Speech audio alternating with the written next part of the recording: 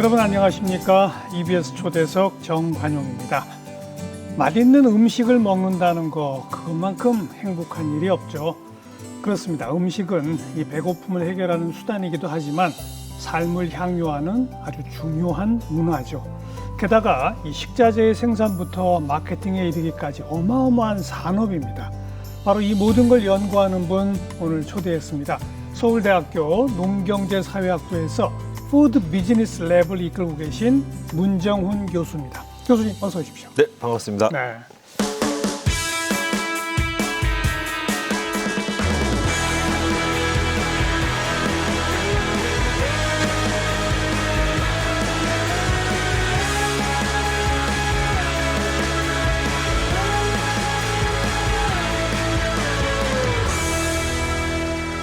푸드 비즈니스 랩, 우리말로 말하면 음식산업연구실? 예, 맞습니다. 맞습니까? 네, 정확합니다. 네, 네. 뭘 연구하는 곳입니까? 음식산업? 네, 저희는요, 사람 입에 이제 들어가는 그 모든 것을 다 연구하는데, 하지만 그것을 따져서 가보게 되면 종자부터 시작을 해서, 그다음에 이제 농사도 짓고요, 그리고 그것을 가공하고 유통하고 판매해서 조리해가지고 보죠. 그런 요 모든 과정에서 일어나는 문제들을 저희들이 뭔지를 찾아보고 그 문제를 해결해서 조금 더 나은 먹거리를 통해서 더 행복한 세상을 만드는 게 저희 랩의 궁극적인 목표입니다. 너무 연구 범위가 넓은 거 아니에요? 넓죠. 다 할 수는 없죠. 네, 그러니까요. 그래서 예를 들어서 저희가 뭐 축산 쪽 하시는 교수님, 그리고 종자 쪽으로 하는 교수님이랑 같이 연구를 하게 되면, 저희 공동 연구를 하게 되면 뭐 3년을 한다. 그러면 제가 뭐라고 그러냐면 저희에게 6개월의 시간을 달라고 그럽니다. 6개월 동안 그 해당되는 종자, 그 해당되는 가축의 특성이 무엇인지, 그 산업의 특성이 무엇인지를 저희들이 파악을 하고, 그다음에 여기에서 뭐 어떤 문제들인지를 저희들이 파악을 하고, 이것을 저희들은 경영학적으로 해결을 하고, 특히 새로운 상품을 이제 개발을 해서 소비자들에게 이제 직접적으로 이제 가는 상품의 컨셉을 개발을 한다라거나, 혹은 이걸 통해서 어떻게 하면 더 생산자도 행복하고, 유통하는 사람도 행복하고, 먹는 사람도 행복한 요것을 이제 만드는 쪽이 핵심이죠. 그러니까 주된 포커스는 경영학이군요. 그렇습니다. 경영학을 바탕으로 하고 있습니다. 그런데 음식 먹거리와 관련된 경영학을 따로 한다. 네, 맞습니다. 그래서 제가 이제 서울대 농생대에 지금 농경제사회학부에 오기 전에 저는 사실은 카이스트에서 경영과학과 교수를 하다가 경영학을 가르치다가 제가 가장 관심이 있는 쪽이 뭔가를 봤더니 이게 먹는 산업에 제가 가장 관심이 있구나. 그래서 깨닫게 되고 아예 서울대 농생대로 옮겨서 먹는 쪽에 있어서의 경영학을 하고 있다고 보시면 될 것 같습니다. 뭐 제가 처음 시작하면서 음식은 그냥 배고픔을 해결하는 수단이 아니라 삶을 향유하는 문화다. 네, 물론 맞습니다. 그건 아주 고대로부터 그랬죠. 네네. 근데 이제 옛날에는 왕족들만 그렇게 문화를 즐겼다면 네네. 요즘은 누구나 다 뭐 먹방이다, 맛집 투어다. 그만큼 모든 사람에게 음식이 더 중요해진 건가요? 그렇죠. 아주 오래전에는 먹어서 내가 생존하지 않으면 죽기 때문에 이 먹거리를 구하는 것 자체가 사실은 이제 문제였죠. 그렇죠. 그런데 우리가 이제 농업혁명을 통해서 이 배고픔 자체가 해결되고 나니까 그다음부터는 어떻게 하면 더 맛있게 먹을 수 있을까에 대한 고민을 많이 하게 됐고요. 주로 왕족들이. 그랬었죠. 그러다가 이제 이러한 농업의 혁명이 결국은 그 아주 부자들, 귀족들뿐만 아니라 서민들까지 해결되는 어떤 때까지 달하게 되니까 누구나 이제는 맛있게 먹고 싶어하는 욕망이 생기게 되는 거죠. 그래서 어떻게 하면 더 맛있게 요리하지, 어떻게 하면 잘 보관하지 이런 이제 고민을 많이 하게 된 거죠. 그런데 그렇게 맛있는 걸 많이 추구하다 보니까 요즘이 그런 세상이 된 거죠. 많이 먹으니까 너무 비만해지더라. 그렇죠. 조금 더 건강하게 먹는 방법이 무엇일까? 이런 이제 고민의 한 축이 하나 흐르고 있고요. 또 다른 한 축은 우리가 이제 먹는다. 음식을 먹는다라고 하는 것은 내가 얘를 요리를 해서 입안에 넣어서 소화시킨다라는 이제 개념이었죠. 그렇죠. 영양을 공급하는데 요즘은 우리의 음식의 소비라는 것이 그러한 경험 자체 전체를 다 통틀어서 얘기하는 것 같아요. 내가 어떤 식당에 들어가서 어떤 조명에서 누구와 함께 어떤 방식으로 내가 먹는지 이것 자체가 그렇죠. 이제 음식의 소비의 뭐라고 그럴까요? 이게 스펙트럼이 더 넓어졌다. 그래서 이것을 내가 나의 경험으로만 끝나는 것이 아니라 이것을 내가 영상을 찍고 사진을 찍어서 공유하고. 그 경험을 공유하는 것까지가 이제는 음식의 소비, 음식의 섭취까지 확장됐다고 보고 있습니다. 네. 예. 점점 더 앞으로 그렇게 더 가겠죠? 맞습니다. 뿐만 아니라 요즘 뭐 간편식이라거나 이런 가공식품들 같은 경우에도 그러한 경험, 얘를 뜯을 때의 느낌이라거나, 예. 그다음에 얘를 이제 씹었을 때 요즘은 실제 그 경험이 너무 중요하기 때문에 과자라거나 이런 경우에는 씹었을 때 나는 소리까지 다 설계를 하고 있거든요. 이야. 예. 다 경험 관리인 거죠. 다 이제 저희가 함께 연구하는 이제 분야가 그런 쪽까지 다 포함되어 있습니다. 근데 나라마다 지역마다 음식 문화가 다 다르죠. 그렇습니다. 너무 다르죠. 예. 그렇게 차이가 나는 거는 뭘 때문일까요? 기본적으로 기후 조건? 맞습니다. 기본적으로 어떻게 보면 지구가 모든 것을 정했다라고 저는 이제 이야기를 할 수 있을 것 같은데요. 우리가 왜 주식이 쌀이 되었을까? 왜 밀이 아니고 고기가 아니고 왜 쌀이 주식이 되었을까 생각을 해보게 되면 기후가 그걸 정한 거죠. 그렇죠. 예, 그러니까 쌀이 잘 되는 조건은 뭐냐면 여름이 무더워야 되고 예, 비가 많이 내려가지고 물이 충분히 확보되는 지역에서야만 쌀이 잘 자라지 않습니까? 그렇죠. 그러니까 이 동아시아 지역, 한국을 포함한 동아시아 지역 같은 경우에는 쌀이 주식이 될 수밖에 없었던 거고요. 오히려 유럽 쪽 같은 경우에는 그래도 그분들은 밀을 주식이라고 표현하진 않지만 밀을 주로 많이 먹잖아요. 예. 근데 그쪽은 기후를 보게 되면 오히려 여름이 건조하지 않습니까? 쌀 재배하기에 어렵죠. 좋은 환경이 아닌 거죠. 예. 그러니까 그분들은 당연히 밀이라거나 혹은 축산물이 주식에 가까운 쪽으로 가게 되는 건데 하지만 유럽 쪽에서도 뭐 예를 들어서 스페인 남동부 쪽 발렌시아라거나 예. 여기는 보면 습지가 조성이 돼 있거든요. 거기에서는 쌀 농사를 지어서 그 쌀을 주식처럼 먹는 지역도 존재합니다. 그러니까 사실은 지구가 다 정했다. 이 기후가 사실 우리의 식문화의 가장 기본적인 것을 정했다라고 말씀드릴 수 있을 것 같아요. 우리가 쌀을 주식으로 먹다 보니까 예. 쌀을 먹다가 이제 남으면 소위 말하는 잉여 농산물이죠. 이걸 어떻게 더 우리가 행복하게 먹을 수 있을까? 그거 가지고 떡도 만들어 먹기도 했고요. 그걸 가지고 당화시킨 다음에 발효를 하니까 이게 술이 되는 거죠. 막걸리. 그렇습니다. 청주 그거를 증류하게 되면 소주가 되는 소주가 거고. 되죠. 그러니까 우리의 전통 술이 막걸리와 소주인 것도 사실은 기후가 다 정한 거죠. 쌀을 우리가 주로 재배할 수 있기 때문에. 반면에 유럽 쪽, 남유럽 쪽 같은 경우에는 여름이 무덥긴 하지만 그 되게 건조하지 않습니까? 요런 데서 잘 자라는 작물이 올리브라거나, 혹은 포도가 잘 자라는 거죠. 와인. 그렇습니다. 그러니까 예. 이제 포도가 이제 잉여농산물로 남으니까 이제 그걸로 좋은 와인을 만들 수 있는 여건이 있어서 그 동네에서는 주로 마시는 주류가 와인으로 발전하게 되는 거죠. 러시아나 그쪽은 보드카. 그렇죠. 중국은 맞습니다. 바이주. 이런 것도 맞습니다. 다 그 지역의 특산물들하고 연결되는 거죠. 네, 맞습니다. 그러니까 러시아 같은 경우에는 사실은 쌀 농사도 어렵고, 그다음에 포도 재배도 잘 안 되니까 거기서 나는 여러 가지 좀 거친 곡물들, 얘를 가지고 발효를 시키면 그 자체는 별로 맛이 없거든요. 얘를 깨끗하게 정규를 해서 깔끔한 술을 만들어서 먹은 게 그게 보드카. 이제 보드카이고, 중국 쪽 같은 경우, 중국 북쪽 같은 경우는 수수 재배가 잘 되니까 수수를 활용한 술이 그게 바로 이제 백주라고 하는 것들이 되겠죠.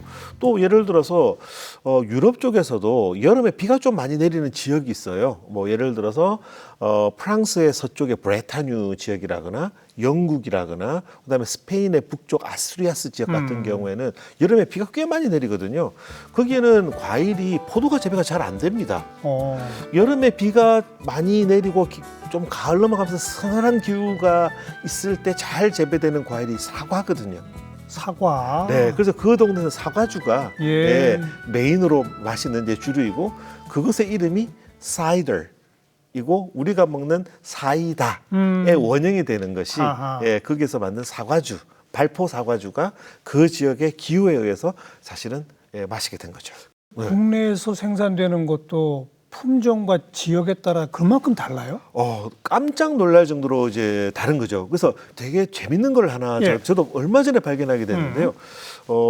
더덕 아시죠? 더덕이 우리나라에서 이제 경북의 북부, 그다음에 강원도에서 이제 산간 지역에서 많이 이제 재배가 되죠. 그런데 더덕을 이제 수확해가지고 구매를 한다면 얘를 잘 씻은 다음에 얘를 바로 먹지 못하죠. 왜? 질기니까. 그래서 망치로 쾅쾅쾅 쳐가지고 쫙 펼치지 않습니까? 안에 있는 섬유질을 이제 찢어 놓는 거죠. 그리고 여기다가 소스를 바른 다음에 고추장을 바로 구워 먹는 거죠. 예. 근데 이 똑같은 더덕을요, 울릉도에서 심어서 재배를 하게 되면 그 안에 들어가 있는 섬유질, 안에 심이 되게 두껍게 들어가 있잖아요. 그게 생기지 않습니다. 아예 없어요? 아예 없습니다. 그래서 울릉도 사람들은 울릉도 더덕을 칼로 이렇게 깎아가지고 사과처럼 먹습니다. 식감이 사과처럼 아삭거리는 식감이 나오는 거죠. 오로지 기후가 다르기 때문에, 기후가 다르고 토질이 다르기 때문에 생기는 거고요. 근데 울릉도 더덕이 전국적으로 많이 유통이 안 되나 봐요. 저 그거 못 먹어봤거든요. 아, 울릉도를 한번 들어가 보시죠. 아니 가봤는데 네네. 기억이 없나? 아, 네네. 예. 근데 그러면서 와, 그러면 울릉도 더덕이 다 뭐 무조건 좋은 거 아니야라고 생각하시겠지만 또 그렇지도 않은 게요.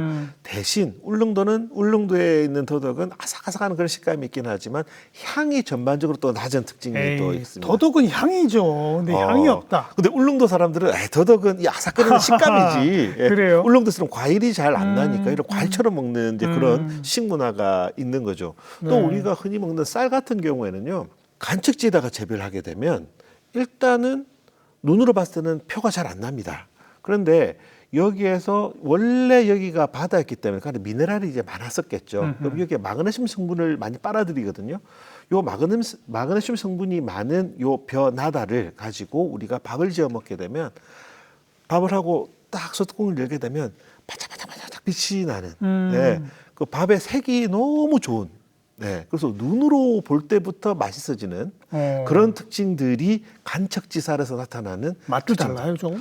맛이 크게 다르진 않는데요. 일단 눈으로 달리 보이면 맛도 훨씬 더 맛있게 느껴지는 게 있죠. 요거는 이제 그 재배 지역의 차이인 거고, 쌀도 요즘은 한 10년 전만 하더라도 쌀을 우리가 먹을 때 품종을 따지면서 먹지는 않았습니다. 예. 사실은 이제 잘 찾아보면은 혼합미 섞여 있는 쌀로 해서 아무도 신경 쓰지 않았는데, 요즘은 자신의 취향에 맞는 쌀을 많이 먹고 있어가지고요. 맞아요. 예, 요즘은 향미라고 그래서 인공적으로 향을 넣은 건 아닌데 쌀 자체에 이제 향 성분이 들어가 있는 애초에 예, 그러한 쌀들을 즐기시는 분들도 있고, 거기다 또 이제 어느 정도 좀 작업을 해가지고 무슨 검은색 나는 쌀, 무슨 뭐 보라색 나는 쌀 이런 걸 그래서, 만드는 데도 있어요. 네, 맞습니다. 근데 품종적으로 완전히 다른 쌀들이 되겠죠. 예. 그래서 시각적으로 다른 느낌과 함께 먹었을 때 더 건강하다는 느낌을 주는, 네, 그런 그게 바로 음식 재료의 생물 다양성이죠.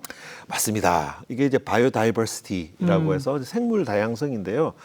우리가 이제 지속 가능성에 대해서 이야기를 많이 하고 있고, 지속 가능한 미래를 이야기를 하면서 우리가 흔히 보면 탄소 배출 덜 해야 돼, 뭐 예를 들어서 플라스틱 사용 덜 해야 돼, 물 오염하지 말아야 돼, 물 더 써야 되고 물을 좀 덜 써야 하고 그런 게 있는데, 요즘 들어서 뭐 저뿐만 아니라 많은 분들이 관심을 가지기 시작한 것이 지속 가능한 미래가 되기 위해서 우리가 갖춰야 될 그 여러 가지 중에서 하나 굉장히 중요한 것이 이런 생물 다양성이다. 그렇죠. 라는 이야기들이 지금 이제 나오기 시작을 하고, 지금까지 별로 주목을 받지 않았는데 이 생물 다양성이 확보되지 않으면 급변하는 이 기후 변화, 그리고 뭐 우리가 코로나를 겪었습니다만 사실은 우리가 또 그런 질병뿐만 아니라 동물들한테도, 가축들도 그런 이제 질병들 올 수 있거든요.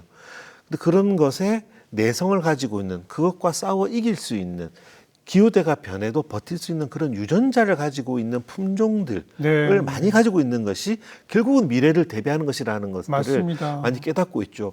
예를 들어서 사과 같은 경우에요. 재배지가 자꾸 북쪽으로 올라간다고 하잖아요. 맞습니다. 그 이야기는 사실은 사과라고 하는 것이 사실은 온도에 조금 취약하다라는 거죠. 그런데 우리가 갖고 있는 사과가 잘 생각해 보면 아오리 사과라고 초록빛깔 나는 게 늦으름에 한번 나오고요. 있었는데 요즘은 거의 안 먹어요. 요즘 잘 안 보이죠. 그 다음에 이제 홍로가 나오고, 홍로가 이제 가을 초에 나오고, 그다음에 추석을 이제 지날 때쯤 되면 이제 부사가 나옵니다. 그래서 이 홍로와 부사를 합치게 되면 우리나라에서 생산하는 사과 양의 거의 75, 80%에 육박할 정도입니다. 우리나라에서 가장 많이 생산하는 것이 사실 과일이 사실은 사과거든요. 그런데 이 부사라고 하는 것이 참 우리 입맛에 참 잘 맞긴 합니다만, 온도가 올라가는 것, 지금의 현재 기후 변화에 이렇게 취약할 줄 몰랐던 거죠. 그러면 다른 사과 품종은 온도에 덜 민감한 것도 있을 수 있어요? 있죠. 있어요. 우리가 그걸 모릅니다. 해본 적이 없기 때문에. 예.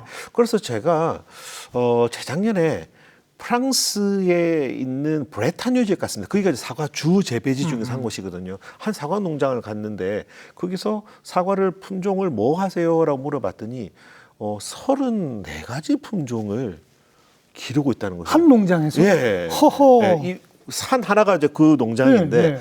왜 그렇게 하냐고 그랬더니 기후 변화 때문에 이 기후 변화가 앞으로 우리의 생산에 어떤 영향을 미칠지 도저히 알 방법이 없고 우리가 대비할 수 있는 최선의 방법은 다양한 사과들을 기르면서 이 기후 변화에 얘들이 어떻게 적응하는지 못하는지를 관찰하면서 요 비중을 바꾸는 방법밖에 없다라고 준비를 하고 있더라고요. 우리는 그 준비가 아직 안 돼 있죠. 그래서 지금 주 재배지가 북으로 올라가고 있는 거죠. 네. 다른 사과 품종들에 대한 연구는 지금 하고는 있습니까? 우리나라도? 시작한 지가 얼마 안 됐습니다. 이제 시작이군요. 이제 막 시작해서 이제 고민을 하고 있고요. 알겠습니다. 네. 이 종다양성이 지속 가능성과 연관된다. 말을 바꿔 말하면 종다양성을 신경 쓰지 않으면 다 멸종될 수 있잖아요. 맞습니다. 그렇죠? 그래서 이것이 결국은 환경의 변화라는 것은 기후뿐만 아니라 여러 가지 질병 여러 가지가 있을 텐데 이 변화에 결국은 우리가 먹는 작물들이 서바이벌을 해야 되는데 그렇죠. 그것의 가장 중요한 재료가 뭐냐면 다양한 유전자의 풀인 거죠. 그게 결국은 품종이라는 이름으로 우리가 가지고 있는 것들이거든요. 그래서 이걸 많이 갖추어야 되는 거고 그럼 이걸 누가 갖춰야 되느냐? 국가가 해야 되느냐? 물론 국가가 해야 되지만 국가가 그 품종을 갖고 있는다고 해서 준비가 되는 게 아니거든요. 그래서 제가 연구하는 것에 가장 중요한 게 소비자분들한테 얘기한 분이 바로 그겁니다. 주는 대로 먹지 말자. 싸다고 계속 그만 먹다 보면 하나의 품종으로 수량성 많은 것으로 통일이 돼버리는데 그게 특정 환경 변화에 취약하게 되면 못 먹게 되는 거죠. 예. 그래서 내 입맛과 내가 요리하려고 하는 용도에 맞는 식재료를 제대로 알고 제대로 찾아서 제값을 주고 소비를 하는 것이 중요하다고 말씀드리고 있어요. 그러니까 모든 작물도 여러 품종이 있을 수 있다는 거. 그렇습니다. 그중에 또 우리 토종으로 또 더 좀 가치 있는 것도 따로 있다는 거. 그 식물종 다양성 이야기를 하는데 실제로 없어지는 품종들도 많지 않습니까? 또 예를 들어서 정말 좀 심각한 문제인데 생각보다 많이 알려지지 않는 게 그 감자 있지 않습니까? 감자가 우리나라에 생산되는 감자의 몇 년 전만 하더라도 한 80% 가까이가 수미라고 하는 품종이었습니다. 수미? 수미 감자. 예. 수미 감자가 뭐 거의 대부분이었죠. 예. 그런데 이게 2019년, 20년을 지나면서 갑자기 퇴화하기 시작하는 겁니다. 퇴화? 예. 생산량이 자꾸만 줄어들고 이유를 모르겠는 거죠. 생산량이 줄어들고 알도 자꾸 작아지고 그리고 약간 뭔가 좀 모양도 나빠지고 이걸 이제 퇴화라고 흔히 이야기하죠. 도대체 왜 이러냐? 정확한 이유는 잘 모릅니다. 예. 그러나 우리가 추측할 수 있는 것은 이 환경의 변화에 수미가 취약한 것 같다.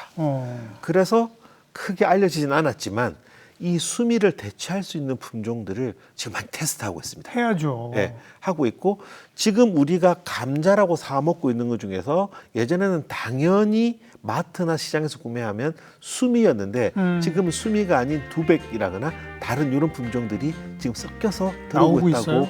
보시면 될 것 같아요. 이미 많이 바뀌고 있습니다. 근데 아직 우리나라 소비자들이 수미, 두백, 뭐 남작 이런 여러 가지 품종에 대한 관여도가 그렇게 높지 않아서 찾아 먹기가 잘 모르죠, 그리고. 네, 어렵죠. 그래서 이러한 부분들을 저는 소비자들한테 많이 알려서 소비자들이 찾아서 먹게 하는 이런 세상을 좀 만들려고 고민을 하고 있습니다.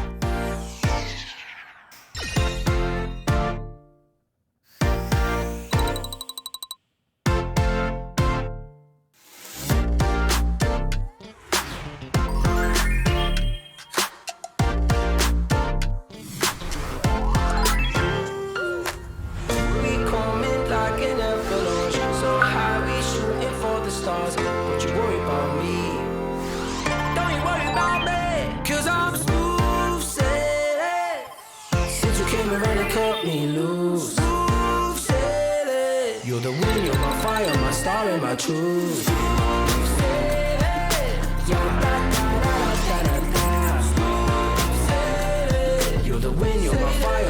star in my tree.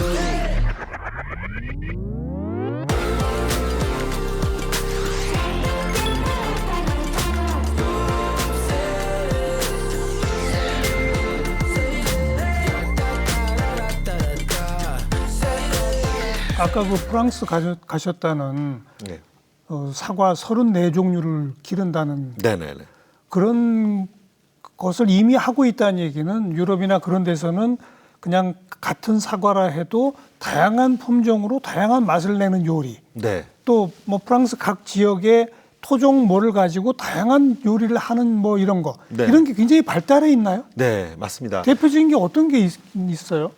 뭐 사과를 가지고 이야기하자면 제가 이제 독일에 한번 가가지고 독일의 마트에 들어갔는데 제가 깜짝 놀란 적이 있습니다. 독일에 갔더니 사과를 쌓아놓고 파는데 한 10몇 가지 품종을 쌓아놓고 팔고 있는 거죠. 따로따로? 예, 따로따로. 우리는 지금 대부분의 경우 마트에 가서 시장에 가서 보게 되면 사과라고 써 있습니다. 그냥. 그래요. 예, 사과라고 써 있고 고철에 나는 그거 하나만 먹고 있거든요. 그런데 거기 독일에서 제가 갔던 그 마트에서는 10개가 넘는 품종이 있고 각 품종의 명칭이 무엇이고 이 품종의 특성이 무엇인지 써 있고 하하. 그다음에 얘는 생식으로 먹는 게 좋다. 얘는 잘라서 그 소스랑 함께 샐러드로 먹는 게 좋다. 얘는 그쪽에서 사과를 구워 먹기도 하잖아요. 구워 먹는 사과 용도로 좋다. 예. 사과 파이로 만드는 게 좋다는 용도까지 다 설명이 되어 있었어요. 실제로 맛도 많이 달라요? 확연하게 차이가 납니다. 정말요? 네. 네. 우린 그런 경험이 없어서. 네. 그래서 이제 미식이라고 하는 것은 비싼 음식을 먹는 것이 아니라 이런 다름을 알고 다름을 즐기는 것. 예. 그게 이제 미식이라고 생각을 그렇죠, 하고 있거든요. 그렇죠. 그래서 저는 우리나라 국민들이, 우리나라 소비자들이 미식을 하게 되면 우리나라의 그 지속 가능한 이 농업 생산에서의 미래가 훨씬 더 나아질 거라고 예. 저는 생각을 하고 있습니다. 예. 네. 그렇게 10가지 종류 사과를 넣고 다양한 방법으로 먹는다. 맛을 경험해보는 폭이 훨씬 넓군요. 한마디로 말해서. 네, 맞습니다. 그죠? 그래서 제가 그것에 너무 감명을 받아가지고요. 이제 국내에 와서 M사를 설득을 해서 그래도 우리나라 잘 찾아보면은 사과의 품종들이 소비자들은 모르지만 그래도 재배하는 것도 있을 테니 얘를 가서 쉽게 말하면 버라이어티 팩, 샘플러를 만들어 봅시다 라고 한 거죠. 그래서 9개의 다른 품종을 찾아서 하나의 그 패키지에 집어넣습니다. 그렇게 해서 한 달 동안을 이제 팔았죠. 예, 예. 한 달 동안을 팔도록 제가 도와드렸고 그래서 소비자들이 느낀 게 내가 먹던 것이 사과가 사실은 품종이라는 것이 존재했었네라는 것을 다시 한번 깨닫고 그리고 먹다 보니까 다르네? 이런 품종의 사과가 있었다고 하면서 사람들이 선호가 생기게 된 게 있죠. 예를 들어서 시나노 골드, 시나노 스위트라고 하는 품종이 있는데요. 너무 작은 군소 품종입니다. 예, 이 품종이 우리나라에 정착하기가 어려울 것 같았는데 그런 이런 그 패키지, 브라이티 팩을 한번 해서 샘플을 만든 소비자들이 맛본 다음에 이 시나노 골드와 시나노 스위트에 대한 선호도가 확 커지면서 우리 계속 먹고 싶다라고 하면서 이 농업 생산자들이, 사과 생산자들이 그 사과를 계속 재배할 수 있게 되는 좋네요. 계기가 되어서 지금은 시나노 골드와 시나노 스위트는 그 때가 되면 이제 먹을 수 있게 되었습니다. 말씀 들으니까 저도 먹고 싶어요. 네네. 꼭 가을 되면 이제 나올 테니까 꼭 한번 드셔보십시오. 정말 다른 식감과 맛과 향을 가지고 있습니다. 근데 그게 유독 무슨 사과뿐이겠어요.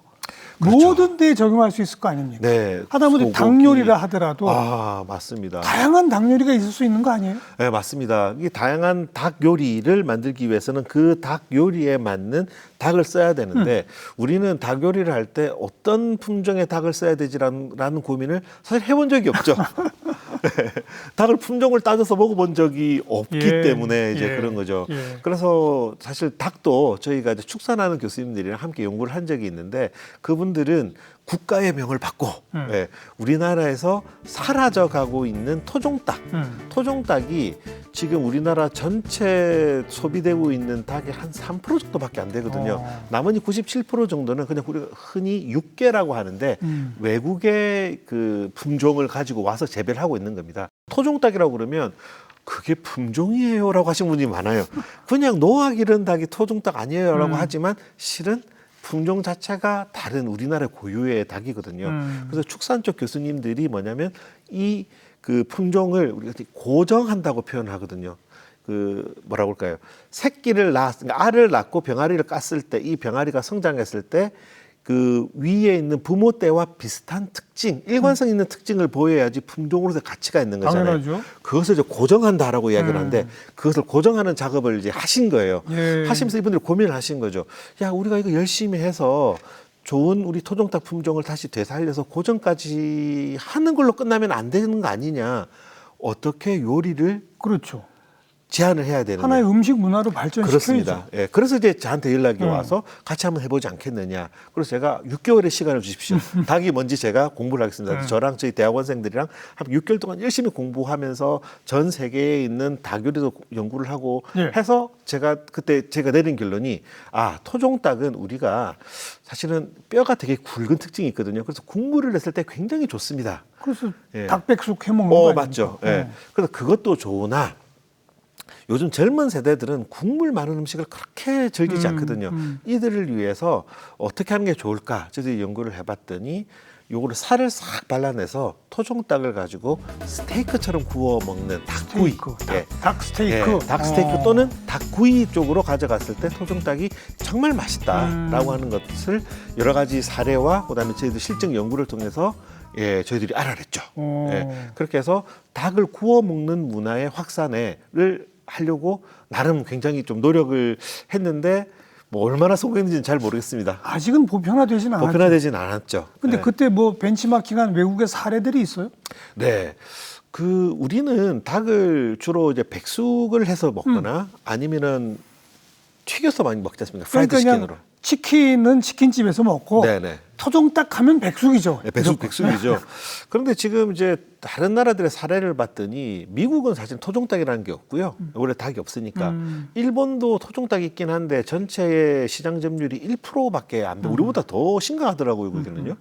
그런데 전 세계를 뒤져봤더니 프랑스가 33% 시장 점유율의 33%가 자기네 토종닭이더라고요. 그래서 프랑스에 가서 토종닭을 재배하는 데에 가서 거기 생산자들도 만나고 그 생산자들과 연계되어 있는 셰프님들이랑 같이 예. 지내면서 그분들이 이 닭을 어떻게 기르고 어떻게 요리를 하는지를 봤죠. 예. 뭐 닭을 놓아 기르는 것은 뭐 당연한 일이고요. 그리고 이 거기는 닭을 우리보다 훨씬 오래 기릅니다. 우리는 보통 이제 닭을 우리가 흔히 먹는 육개 같은 경우는 28일 정도 기르거든요. 그런데 한 달도 안 되는군요. 네네. 그런데 지금 우리나라 토종닭도 76일 이상은 길러요. 왜냐하면 빨리 자라는 유전자가 없습니다. 그렇겠죠. 그런데 프랑스에 갔더니 브레스라는 지역에 가서 그 지역을 저희들이 머물면서 관찰을 했었는데 닭을 이게 한 2달을 기르는 게 아니고요. 1년 동안 기르고 그러더라고요. 그러면은 닭이 커지긴 하는데 살이 좀 질겨질 수 있잖아요. 닭을 숙성하는 걸 처음 봤습니다. 숙성을 해요? 우리 소고기는 숙성을 하지만 닭고기는 숙성 안 하잖아요. 닭고기는 신선하게 먹는 게 제일 좋다라고 생각을 하는데 거기에서는 닭고기를 숙성을 해서 살을 조금 더 부들부들하게 만들어서 어떻게 먹는지 봤더니 걔를 구워 먹더라고요. 스테이크식으로. 스테이크 또는 오븐에 넣어서 구워서 먹는 이런 문화가 있어서 훨씬 비싸겠네요. 비싸죠. 근데도 33%나 차지한다. 사람들이 그만큼 많이 찾는다는. 그것을 인정하고 이게 다르다는 것을 다르고 그럴 만한 가치가 있다는 것을 이해하는 것이 굉장히 중요한 거죠. 그래서 이제 그거를 우리나라에서 제가 한번 구현을 해보려고 우리나라 토종닭으로 제가 발굴을 해서 스테이크를 구워봤더니 되게 좋았는데 그래서 제가 참 뭐라 그럴까요? 등잔 밑 지어두었던 게 저는 이런 이야기를 하거든요. 어떤 식재료를 어떻게 하면 더 맛있게 먹을까가 우리나라에서 정말 궁금하다면 저는 전라도로 가라라고 언제나 이야기를 하면서 제가 전라도를 안 살폈던 거죠. 전남에 갔더니 벌써 우리나라 토종닭을 가지고 구워 먹는 문화가 이미 있는 겁니다. 그리고 먹어봤더니 솔직히 프랑스에서 먹었던 것보다 우리나라 전라도에서 한 것이 훨씬 더 맛있다는 생각이 이제 들어서 물론 입맛은 개취이긴 합니다만 있는데 시장 점유율은 아직 얼마 안 되는 거죠. 안 되죠. 극히 일부인 거죠. 근데 제가 느끼는 이걸 이제 것은 어떻게 산업적으로 보편화시키느냐 이런 걸 연구하시는 거죠. 네, 맞습니다. 그것이 확산되게 하고 그러면 사람들이 토종닭을 구워 먹어 맛있어라고 한다면 토종닭을 살려고 할 때 있어야 되잖아요. 있어야 되고. 그러면 이게 공급망이 갖춰져야 그렇죠, 되는데 되죠. 의외로 토종닭의 공급망이 제대로 갖춰져 있지 않습니다. 왜냐하면 복날 한철 장사를 하기 때문에 아, 그래요. 예, 겨울에 토종닭을 구하는 것이 그렇게 쉬운 일이 아니거든요. 이 문제를 어떻게 해야 될 것인가 이런 이제 고민까지 함께 하고 있는 거죠. 네. 예. 전국뿐 아니라 전 세계를 다 돌아다니시는군요. 그렇게 세계 각국을 다녀보니까 한국 음식 문화의 가장 큰 특징은 뭡니까? 아, 이제 한식, 예, K푸드. 예. 한식의 특징은요, 일단 펼쳐놓는다. 펼쳐놓는 반찬이 여러 가지다. 그렇죠. 반찬을 놓는데, 이 반찬이라고 하는 것을 우리가 만약 외국인한테 설명을 할 때 뭐라고 설명할 것이냐? 그러면 사이드 예전에는 디시. 사이드 디시라고 했잖아요. 네. 근데 아무리 생각해봐도 얘는 사이드 디시라고 하면 서양식에서는 스테이크 옆에 놓는 요걸 이제 사이드 디시라고 풀 하죠. 몇 가지. 예. 근데 우리의 반찬은 어떤 측면에서는 우리의 밥상의 주인공들이지 않습니까? 그렇죠. 예. 그래서 얘는 사이드 디시라고 설명할 수가 없는 거예요. 예. 그래서 반찬은 반찬이어야 되는 거죠. 예. 그래서 저는 반찬을 설명할 때 그렇게 반찬이 여러 개 있는 음식 문화가 다른 나라는 없어요? 이렇게 펼쳐놓고 먹는 문화는 아예 없진 않은데 어, 찾기가 쉽지 않습니다. 그러네요. 그러네요. 예, 예. 그렇죠. 그래서 펼쳐놓고 먹는다라는 특징이 있고, 그리고 우리는 매일매일 우리의 한식이 조금씩 변해가고 있는데 우리는 그 안에서 움직이기 때문에 어떻게 변해가는지 잘 우리가 모르잖아요. 근데 우리가 오히려 자꾸 바깥과 비교를 하다 보면 우리의 특유한 점들이 보이고 시간의 흐름에 따라서 우리가 어떻게 변하는 게 이제 보이는데요. 사실 이제 반찬이 많이 줄어들고 있어요. 그렇죠. 예.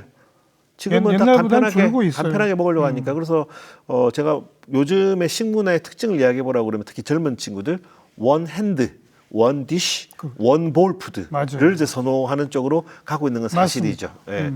그런데 이제 여기서 한식의 이제 특징이라고 한다면 저는 우리나라의 국물 음식이 이제는 경지를 넘어서고 있는 것 어, 같다라는 생각을 많이 합니다. 국물을 이렇게 좋아하는 나라도 별로 없는 것 같고요. 그런가? 예. 아, 그러네요, 또. 예. 말씀 듣고 보니 그러네요. 예. 뭐 예를 들어서 그러면 프랑스의 부야베스가 국물 아니야? 근데 사실 그 사람들이랑 식문화를 보게 되면 부야베스라고 하는 이 해산물을 막 끓이는 게 있는데 그 국물을 우리는 국물이라고 생각하는데 그 사람들은 소스라고 받아들이는 거죠. 일본도 국물을 많이 먹긴 하지만 예를 들어서 일본에 있는 이런 그 소바집이라고 그러죠. 이거 냉소바를 이렇게 먹고 예. 이거 국물 들이키는 사람은 한국 사람이에요, 대부분.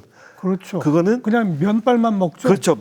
찍어 먹는 적셔서. 소스인 거죠. 그렇습니다. 예. 근데 이거를 들이마신다 한국인의 DNA가 있는 거죠. 한국 음식 문화의 특징은 1번 반찬, 네. 2번 국물. 다양한 국물. 이렇게 되는 네, 거로군요. 네. 한류 열풍 이런 것 때문에 뭐 K푸드 이런 게 뭐 김밥이 없어서 못 판다 뭐 이런 소식도 들리긴 하는데 네, 맞습니다. 네. 그러나 네. 솔직히 엄밀히 놓고 딱 따져보면 우리 뭐 서울 시내 동네 가도 일식집, 중식집 다 있잖아요. 네, 네. 근데 외국 도시에 한식집이 그렇게 많지는 않잖아요. 네. 그래서 아직 우리 K푸드가 세계화되지는 못한 거죠. 네, 저는 어떻게 이제 보고 있냐면 이제 시작점에 서 있다라고 생각을 하고 있습니다. 예전에는 시작점에도 서지 못했었는데 예. 이제는 본격적인 시작점에 서 있고 물론 이제 우리나라의 냉동 김밥이 더 수출이 잘 되는 건 맞는데 그 양은 극미량이라고 이제 봐야 되고 저도 그 시장 조사를 위해서 미국에 가서 봤더니 한국 사람들이랑 그다음에 외국을 많이 이제 방문하는 사람들이 많은 지역, 그러니까 뉴욕 사람들 예, 많이 섞여 살고 그다음에 이쪽 캘리포니아 쪽에는 이제 우리가 수출한 그런 냉동 김밥들이 매듭에 실제 올려져 있는데 정말 그 보수적인 이 미국 사람들이 살고 있는 미드웨스트 지역이나 아니면 플로리다 은퇴하신 분들이 많은 거 보면 매대에 김밥이라는 게 자체가 없습니다. 예. 그래서 이제 출발점이다라는 생각을 저는 하고 있고요.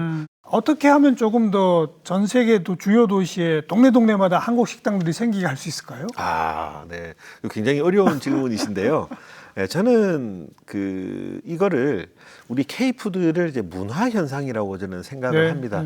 우리가 이제 문화 대국이 되고 되면 될수록 K푸드는 니네 그만해라고 해도 아마 사람들이 한식당을 거기다가 세우고 그런 일들은 이제 생길 거라고 생각을 하는데요. 저는 첫 번째 이제 생각하는 게 내가 한식, 그러니까 K푸드를 먹고 싶다고 생각이 났을 때 그 나라에 있는 메인 슈퍼마켓에서 한국의 식재료를 구매할 수 있어야 한다. 이게 이제 제일 중요한 거죠. 혹은 간편식을 구매할 수 있어야 한다라는 게 첫 번째라고 생각을 하고요.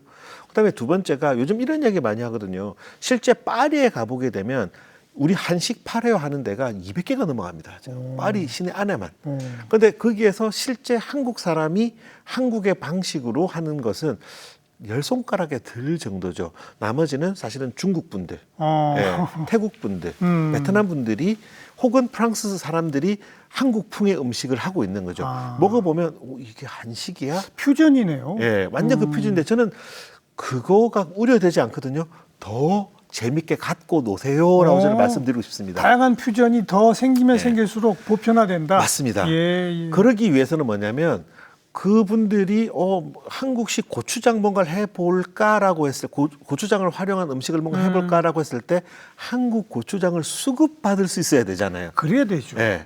그런데 그게 지금은 아직은 어렵다. 아직은 어렵다. 예. 그래서 식자재 마켓에서 B2B라고 이야기를 하죠. 이 공급망이 한국식 간장, 한국식 고추장, 한국의 식재료들 이러한 것들을 거기 있는 알겠습니다. 사람들이 알겠습니다. 할 수 있는 이게 돼야 되고 마지막으로 내가 한국 간편식도 먹어보고 한국 라면도 먹어보고 우리 동네에서 고추장으로 만든 타코도 먹어봤는데 진짜 한식을 한번 먹어보고 싶다. 그렇죠.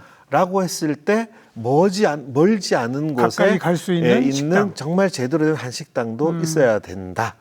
요 세 가지는 생각을 하고 있고요. 네. 지금 우리나라 K푸드 수출이 많이 늘고 있는데 많은 고민들이 어떻게 하면 K푸드 수출을 더 늘릴 수 있을 것인가를 이야기하는데 저는 답은 자명하다고 생각을 합니다. 지금 우리나라가 미국에 수출한 김밥이 전부 다 비건 김밥이잖아요. 왜 비건 김밥일까요? 예, 우리가 그렇게 비건 문화가 강한 나라도 아니죠, 아니잖아요. 아니죠. 예, 우리나라의 고기와 해산물을 수출할 수가 없기 때문입니다. 법규상 안 됩니까? 예. 그게 이제 교역과 관련된 이제 문제죠. 협상의 문제인 거죠. 알겠어요. 예. 그래서 우리나라의 고기, 우리나라의 요리한 간편식화된 고기를 해외에 수출할 수 있으면 저는 3년 내에 K푸드 수출은 10배로 늘어나는 것이 자명하다. 넘어야 할 산이 많네요, 아직. 네네. 우리가 그것을 열어주세요라고 하면 그쪽에서 열어주면 대신 우리가 뭔가 하나를 다시 받아줘야 되거든요. 그렇죠. 근데 지금까지 우리나라의 농업 정책의 핵심은 어떻게 하면 방어할 것인가. 막는데 네. 치중해 있으니까. 근데 지금까지는 방어를 열심히 했고 이제는 타이밍이 알겠습니다. 바뀌거든요. 이제는 공격할 타이밍이거든요. 네. 이제는 우리도 열고 공격적으로 들어갈 타이밍이 됐기 때문에 하나 주고 받으면서 우리 K푸드를 식재료부터 가지고 나가자라는 생각을 하고 있습니다. 금방 10배가 될 수 있다. 네. 좋네요.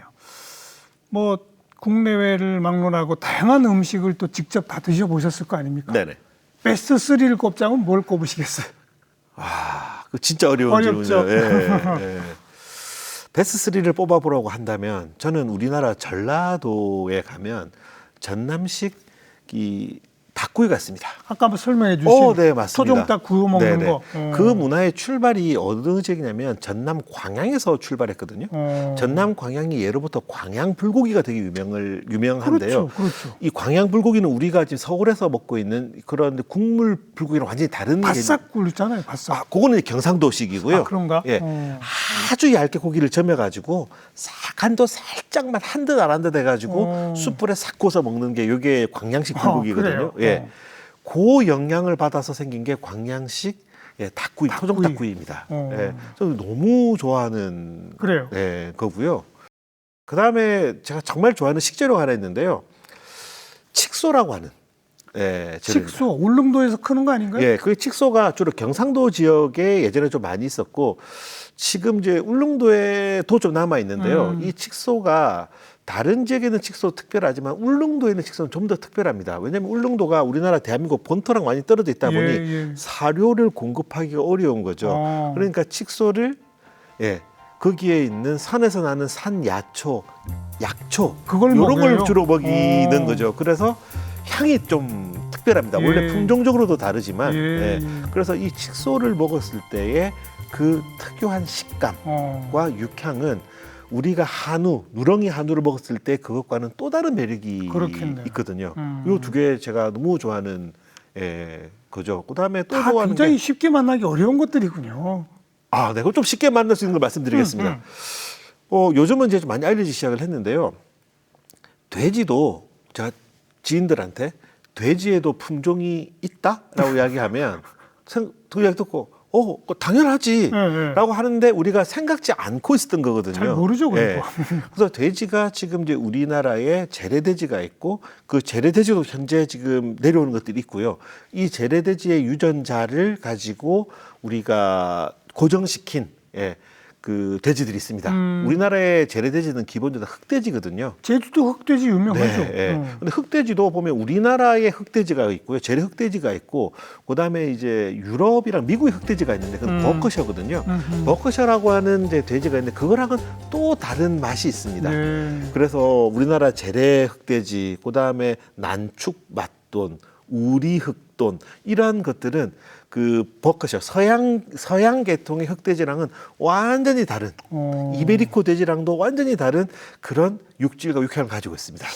오늘 처음부터 끝까지 제가 우리 교수님하고 이야기를 하면서 가장 크게 느낀 거는 이 종 다양성, 음식의 다양성 이쪽에 대해서 우리가 너무 신경을 안 쓰고 있구나. 바로 그 영역을 넓혀나가는 게 푸드 비즈니스의 핵심이로구나. 이렇게 맞습니다. 말할 수 있겠네요. 자, 꼭 하나 첨언하고 싶은 거는요. 절대 주는 대로 그냥 그대로 먹지 말자. 그러니까. 근데 이것이 지속 가능한 미래, 즉 진화할 수 있는 여지를 만들어 주자라는 것도 있지만 또 어떤 사회적인 측면이 있냐면요. 우리가 통일된 그 무언가 하나 단일 품종을 먹게 되면 생산자들은 어떤 압력을 받게 되냐면 어차피 다 똑같은 사과 아니야? 어차피 똑같은 돼지, 어차피 똑같은 감자라면 싸게 생산하라고는 압력을 받게 됩니다. 그렇죠.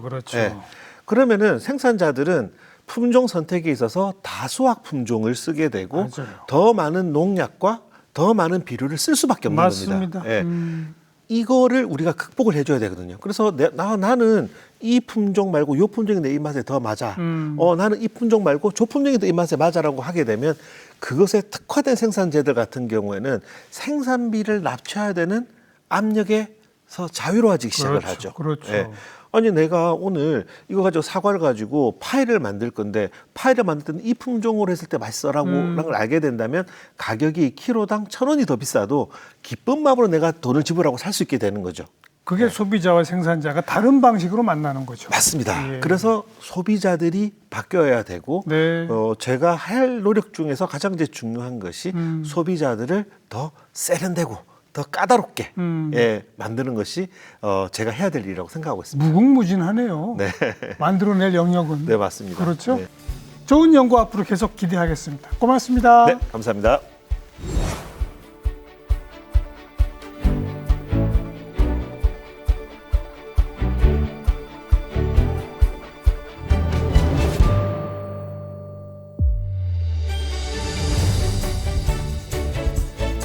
네, 주는 대로 먹지 말랍니다. 한 번 더 궁금해 해보시고 한번 찾아보시고 이 재료도 다른 방식으로 생산한 것들이 있겠지? 이런 궁금증들이 우리의 삶을 풍요롭게 만들 수 있을 것 같습니다. 다음 시간 또 뵙죠. 안녕히 계십시오.